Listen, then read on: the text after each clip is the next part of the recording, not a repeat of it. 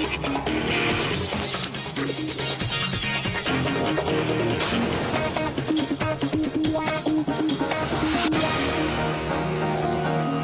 and welcome to Crosstalk. I'm Peter Lavelle. In auspicious beginnings, Libya's National Transitional Council has announced the country's liberation from the Gaddafi dictatorship.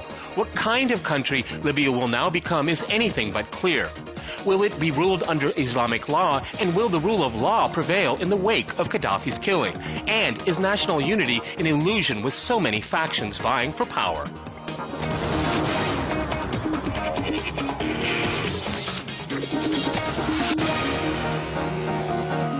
To Crosstalk Libya's future, I'm joined by Daniel Serwer in Washington. He's a professorial lecturer at Johns Hopkins School of Advanced International Studies. Also in Washington, we have Paul Coring. He is a foreign correspondent for the Globe and Mail. And in New York, we go to Ted Rao. He is a journalist, political cartoonist, and author of The Anti-American Manifesto. All right, gentlemen, this is Crosstalk. That means you can jump in anytime you want, and I very much encourage it. But first, Masha, what are Libya's prospects moving forward? Well, as you mentioned in the beginning, the road ahead of Libya is anything but clear. And I dare say it is all because of duplicity. Duplicity which has accompanied the death of Muammar Gaddafi, as well as the entire Libyan campaign. As the media continues to chew over the ghoulish details of the deposed leader's death, we're taking back through the history of Libya's ties with the West, which reveal that democracy and humanitarianism were rarely on the agenda. From a time when Gaddafi was branded the mad dog of the Middle East to a period when his relations with the West warmed and all of the alleged sins were absolved by pricey defense and oil deals, this is what Senator McCain had to say about Libya only 2 years ago. Ties between the United States and Libya have taken a remarkable and positive turn in recent years. And not long after Libya had established partnerships with a whole slew of Western leaders, the Libyans rose in defiance of Gaddafi's rule, and the West flashed the responsibility to protect card and launched a NATO mission in support of the uprising. 7 months later, the mission is complete, the manhunt for Gaddafi drawn to a close by these very rebels that the West has helped to arm. We came, we saw, he died. Now, there's much talk about the future that faces Libya, whether it'll be able to preserve its domestic unity, elect a government that can show itself to be different from the barbarity which has marked the rebels' recent actions, and finally, avoid being doled out to foreign stakeholders. There are very many competing elements within the TNC and differing political philosophies. I hope those are played out in a democratic way. Otherwise, the alternative is some ghastly descent into war. Many say it was the hate for Gaddafi which coalesced Libya's fractious forces. Perhaps it is for the fear of seeing them rip the country apart that the NTC chair Mustafa Abdul Jalil promised on Sunday to unite Libya under the law of Sharia. And we'll just have to see how conducive that plan is to democracy. Well, let's talk about democracy. First, I'd like to go to Ted. Ted, what kind of democracy can you possibly make in a Libya that has just suffered a civil war like this and hardly has any state institutions whatsoever? Well, obviously, anybody who claims to be able to predict the future of this new regime, it would just be telling lies and making up stories. But that said, this is going to be a formidable challenge. We're not even really sure if democracy is what the TNC has in mind now that they've taken power. And certainly their pre-Gaddafi origins suggest that that's not necessarily in the cards. Certainly, even if they do, they are serious about forming a coalition of all the various factions and tribes and political factions that predated and existed during the 42-year reign of Muammar Gaddafi.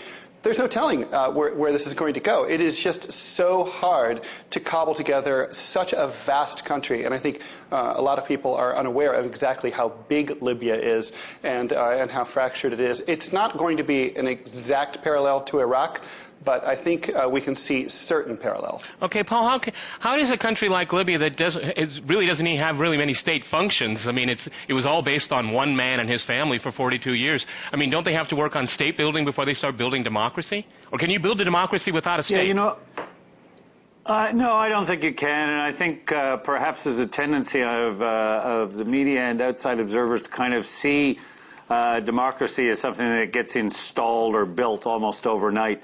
you know, societies in transition, even in the 21st century, that's a slow, difficult, arduous process. And at this stage, Libya needs sort of civil society, peace, the beginnings of economic renaissance. Democracy may be a peace, and it may be a slowly growing peace that starts early, but there's no likelihood of an immediate democracy any more than there's a likelihood of an immediately functioning economy. This is going to take a long time. Progress is going to be slow. It will be fitful. There will be setbacks. The nightmare scenarios exist as well. Okay, well, that doesn't sound very optimistic. Daniel, if I can go to you, what do you think about building a democratic state with respecting the rights of all with this alleged, that looks very clear from the video that's been put on YouTube and elsewhere, of the murder of Gaddafi? I mean, is the National Transition Council getting off to a good footing there? I'm much more hopeful than my colleagues are. I've been in Libya. I've talked with the Libyans. They're not going to accept another dictator.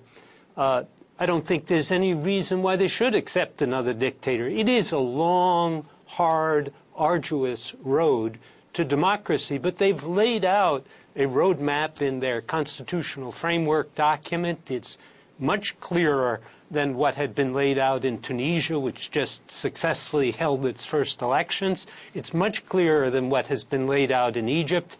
The current leadership has made it clear that it will not run for future office.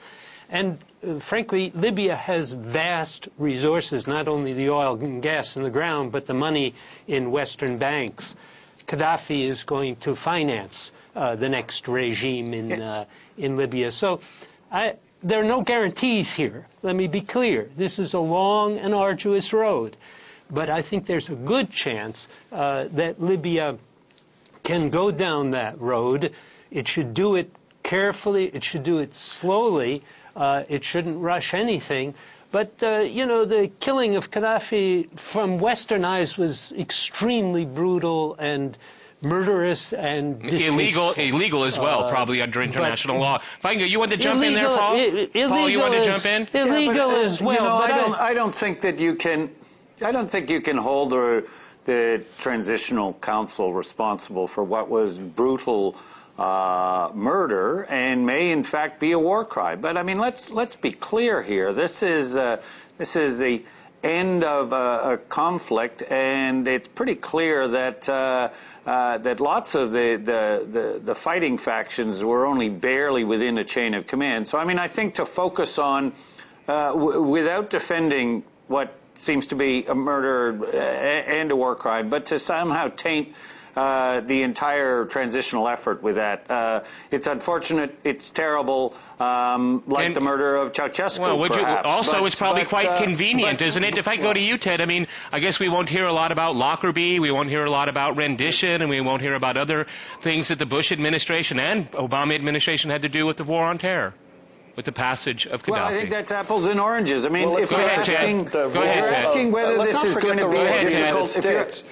Let's not forget the role of the United States in what essentially was the murder of Gaddafi. After all, this was an American drone plane that attacked his convoy alongside a French warplane, and these two. So really, this was a joint French, NATO, U.S. murder of Gaddafi. The fact that he was technically alive as he scrambled out of his convoy hardly negates the role of the United States in his murder. He would not have been murdered had that airstrike not occurred. So this goes part and parcel to the assassination of Osama bin Laden in Pakistan.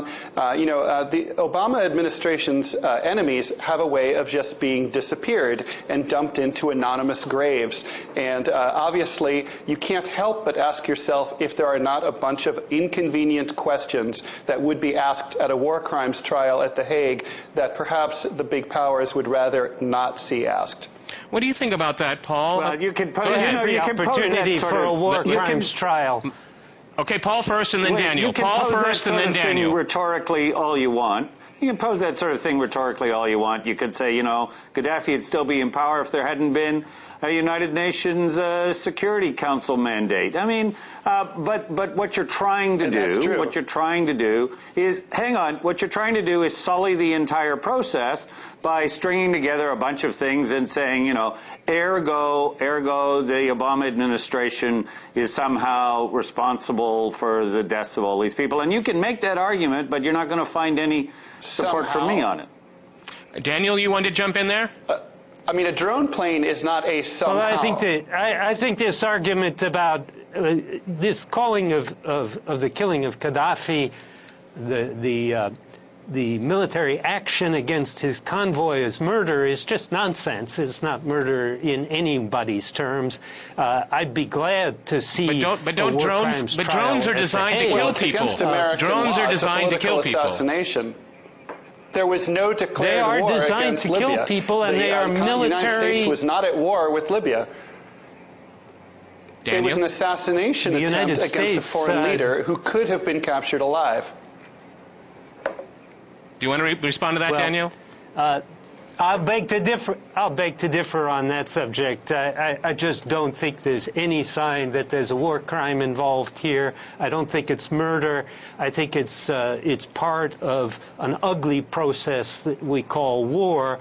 The murder was in the ambulance, so far as I can tell, by a young Libyan. And you know, maybe he should be held responsible for that. But I just don't think that the attack on the convoy always is go after in any the small sense fish, never the big war fish. crime, and I don't believe anybody will ever prosecute it that way. All right, gentlemen, we're going to go to a short break, and after that short break, we'll continue our discussion on Libya. Stay with RT.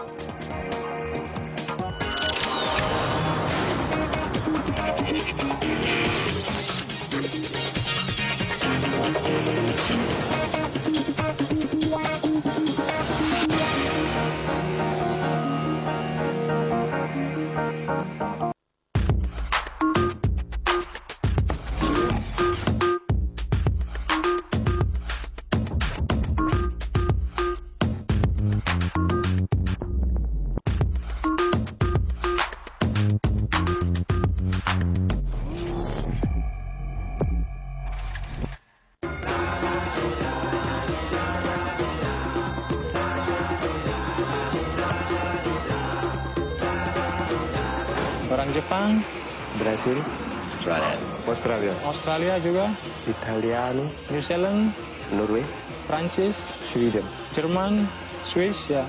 If you want to have sex, go and have sex.